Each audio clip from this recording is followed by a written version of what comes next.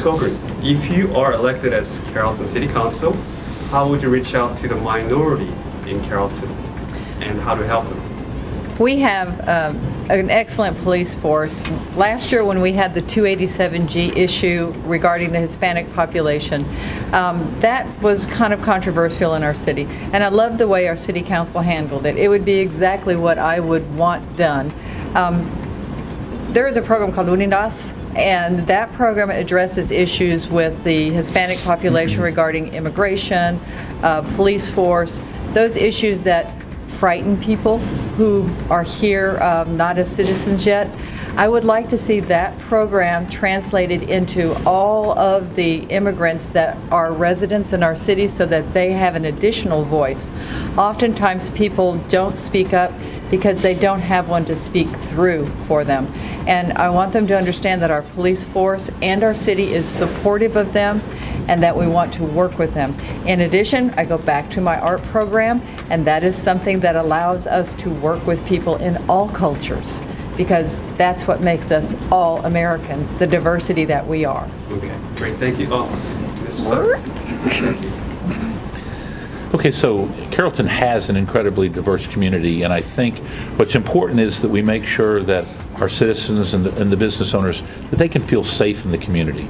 And as Pat said, when there are times when they're not feeling safe, then we need to address that. But throughout the year, we need to just reach out and try to strengthen those bonds, not only between ourselves and those minority communities, but between each other. Okay?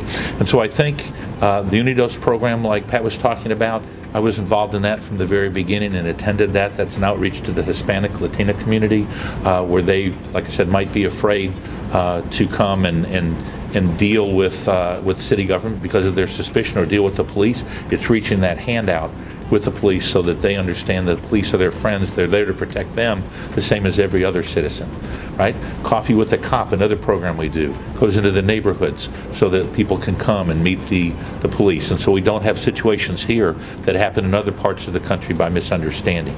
Then I think continuing to have events that bring different cultures together, whether it be the American Indians at our Santa Fe days or Green Day festivals or all those different events that different groups have, publicizing those, bringing them into Carrollton so that we have a chance to mix with each other and share that culture, share that food, share that diversity.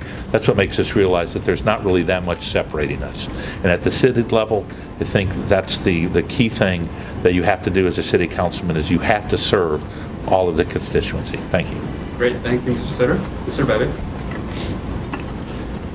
Thank you. So I think first off, our diversity in Carrollton is a wonderful thing. As John indicated, we have far less different about us than we have in common, and I think when people begin to engage with one another, they realize that. Part of the challenges I've seen on council and through the campaign is a lot of our population wants to figure out how they can engage, how they can get involved, how they can join boards and commissions and so forth. And sometimes you just have to ask them, right?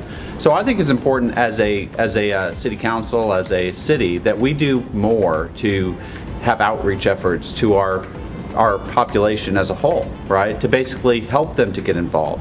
Whether it's a new business coming into Carrollton and helps them to navigate some of the zoning and code compliance issues for their particular business. Let's have that business council that helps them to navigate those. Let's have an outreach session when we have our boards and commissions application cycle to make a concerted effort to reach out to our varying population groups to get more diverse population applying for the boards and commissions. And half the time it's just a matter of outreach and asking for it.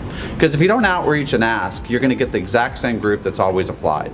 When you do outreach and ask, guess what? You're going to get one more and another one and another one. And if we all do that and it builds on each other, pretty soon you have a snowball effect where our boards and our commissions and our city council really is more representative of the entire population.